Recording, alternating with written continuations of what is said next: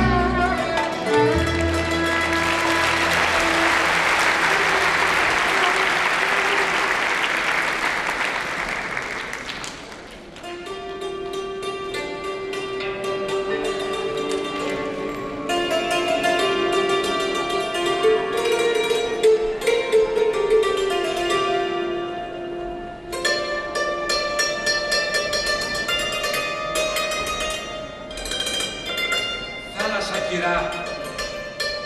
Σκορπάς τους 5 αγέριδες στα τευτέρια της αχόρταγης περιπλάνησης και σε τρισφράγιστα αμπάρια φυλακίζεις τον νόστο της επιστροφής. Κρατάς τα σπλάχνες σου μαζί με φύκια και οξυδωμένες μνήμες τα όνειρα των ναυτόπουλων που ο πόνος τους φαρμακώνει τα νερά σου.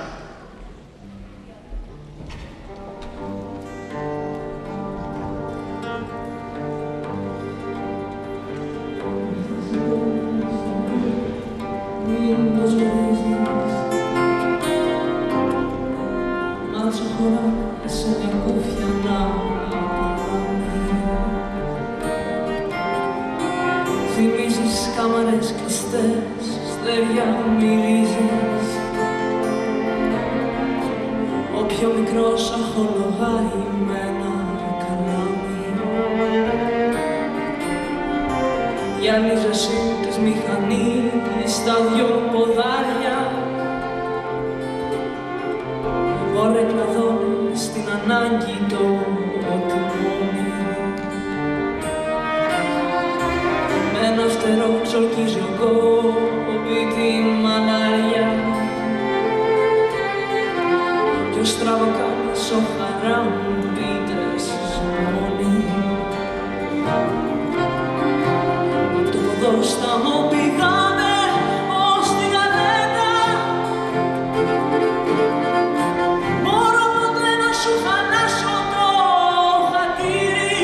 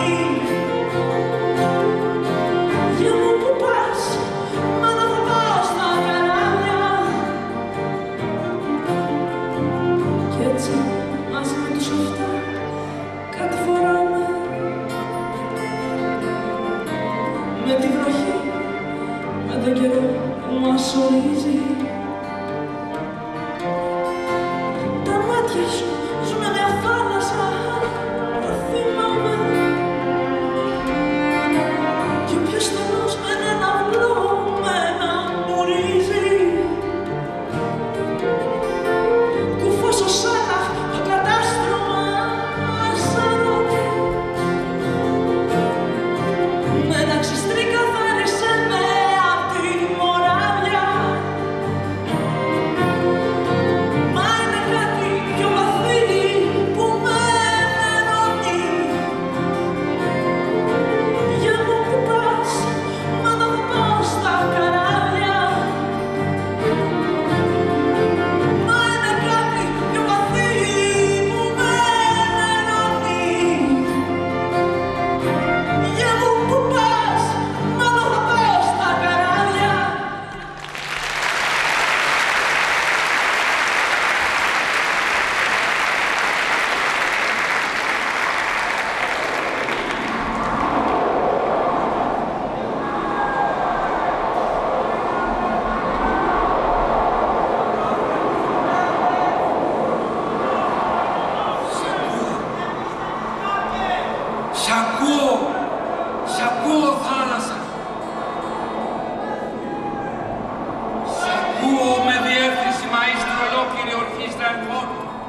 και πλευστών να υψώνεσαι, να υψώνεσαι.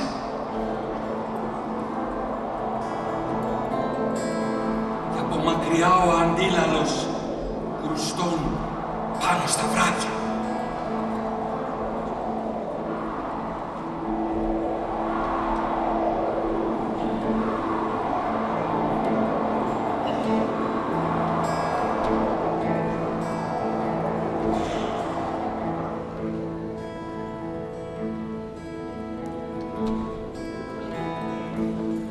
Το ταξίδι έτυχε να είναι μουσιά.